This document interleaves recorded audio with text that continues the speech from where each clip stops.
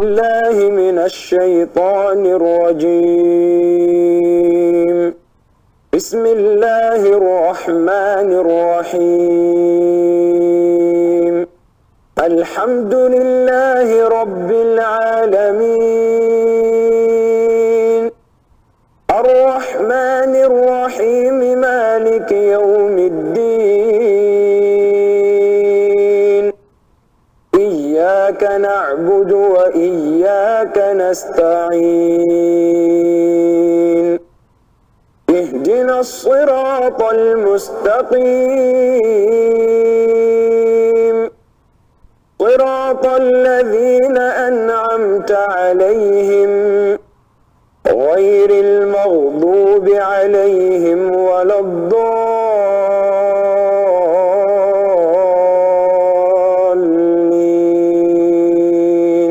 صدق الله العظيم. On va voir les consonnes ta et ya, t et ye. Alors, je les ai mises ensemble parce que c'est des consonnes qui se ressemblent sur le plan graphique. Donc, pour les enfants, je vais dire que pour le te, c'est comme un sourire et les deux points, ça remplace les deux points que nous avons à la place des trous du nez. Ensuite, pour le ye, disons comme l'image que vous avez ici, je leur dis que pensez à un double yo-yo. Un double yo-yo, et puis donc c'est comme si je ferme la main et j'ai deux yo-yo que j'utilise en même temps. Donc le yo c'est un double yo-yo, et puis l'association graphique et le son peut les aider à se rappeler de ce son-là, Inch'Allah. Comme d'habitude, je leur montre ici une ligne pour voir s'ils vont repérer les consonnes qu'on vient d'apprendre. Parce que les consonnes en arabe, comme vous le savez, peuvent changer de forme totalement ou bien partiellement, soit qu'ils sont au début, au milieu ou à la fin du mot. Les mots que nous avons ici, c'est al qui est en gris, donc c'est al, ensuite ba, aï, tout. Al, ba, aï, tout. Si on les met ensemble, ça va faire al, baï, tout. Ensuite, pour le mot en bas, nous avons ba, ensuite aï, ensuite tun. Quand on les met ensemble, ça va faire baïtun. Et les deux mots, la différence entre les deux mots, c'est que pour le premier, nous avons al au début et nous avons ou à la fin. Donc al baïtou. Pour le second, on n'a pas de al et à la place du ou, nous avons un. Donc baïtun. Le premier veut dire la maison, la deuxième veut dire une maison. Ensuite, nous avons ya Allah. Nous avons le ya, donc le ya avec un alif qui prolonge le son a, ya Allah. En bas, juste, nous avons le son aussi ya avec alif qui prolonge disons le a, ya. Et là, ici, donc nous avons le mot abati, ya abati. Donc ya abati, ça veut dire mon père. C'est une manière affectueuse de dire mon père. Alors en arabe, quand on dit ya, c'est pour appeler quelqu'un. Donc souvent dans les doigts, quand on demande à Allah, quand on l'appelle, on dit ya Allah. Quand c'est son père, on peut dire Ya Abi ou bien Ya Abati. Ya Abati, c'est une formule qui est très affectueuse. Voilà, donc pour dire mon papa. Ensuite, vous avez An, Al. Ensuite, vous avez Na. Je vous avais dit que donc c'est une shidda, on intensifie sur le mot. Na, Bi et You. Donc le You, il y a aussi une shidda. Donc on a le An-Nabiyu. Ensuite, ya. Donc la ligne en bas, nous avons ya, le a qui est allongé, bou, na et ya. Vous avez le ya avec un intensifiant, une shidda. Donc ya, bunayya. Alors, pour la ligne du haut, an-nabiyu, ça veut dire le prophète. Donc, et puis, si on parle du prophète Mohammed sallallahu alayhi wa sallam, donc on va dire an-nabiyyu sallallahu alayhi wa sallam. Et puis sinon le mot en bas an, donc ya bunayya, ça veut dire mon enfant. Avant on avait vu ya abati, ici ya bunayya.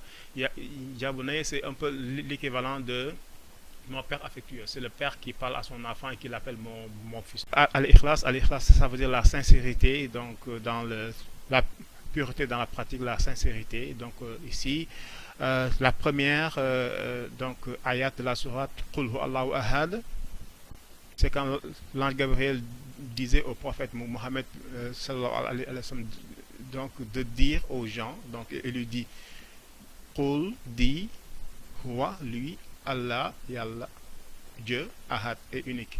Donc dis-leur que Dieu est unique. Ensuite, donc Allahu Samad, que Allah est celui qu'on implore pour avoir son pardon et celui qui nous protège, celui qui nous aide, etc.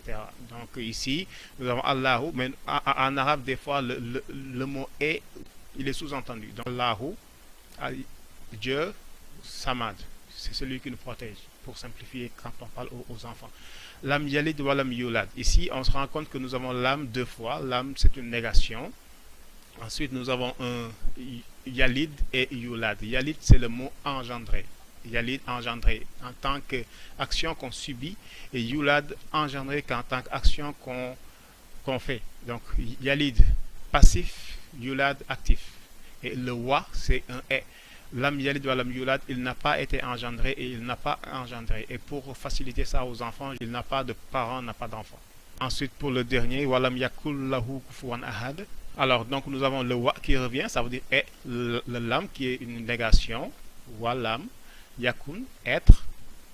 Et là, j'ai mis le noun, je l'ai mis en rouge parce que quand on le prononce avec le tajwid, on ne va pas dire walam yakun lahu. Le ne et le, quand on les prononce, c'est des sons très proches, donc ce qui fait que le ne va venir s'assimiler au le. Donc, walam yakul lahu. Donc, walam yakul lahu, il n'est pas lahu pour lui, kufuwan, d'égal, ahad quelqu'un. Donc, la syntaxe inférente. Donc, il n'est pas pour lui quelqu'un d'égal. Pour que les enfants se rappellent un peu du sens, on essaie d'associer des gestes à chaque ayat. Et puis, donc, ici, quand je dis Bismillahirrahmanirrahim, je leur demande de se frotter les mains, comme quand on se lave, et puis quand on se lave les mains, comme pour manger, je dis que oui, avant de manger, il faut dire Bismillah. Donc, le fait de dire Bismillah, c'est comme si je me lave les mains. Qul Allahu Ahad, donc je lève le doigt pour dire qu'Allah est unique. Allahu Samad, je me frotte les épaules, comme pour me réchauffer, pour dire que c'est lui qui nous vient en aide. Lam yalid wa lam yulad, pour lam yalid, je forme un gros ventre pour dire que, disons qu'il ne vient pas du ventre de quelqu'un. Wa lam yulad, je mets mes mains en bas et je soulève mes mains en même temps. Donc, pour dire qu'il n'y a pas aussi quelqu'un qui l'a aidé à grandir. Et puis, walam yakul lahu kufuwan ahad, là, je pose mes deux mains au même niveau et je les soulève l'un après l'autre, juste pour montrer qu'il n'y a pas quelqu'un qui peut rivaliser de grandeur avec Allah. أزفت الآزفة ليس لها من دون الله كاشفة أفمن هذا الحديث تعجبون وتضحكون ولا تبكون وأنتم سامدون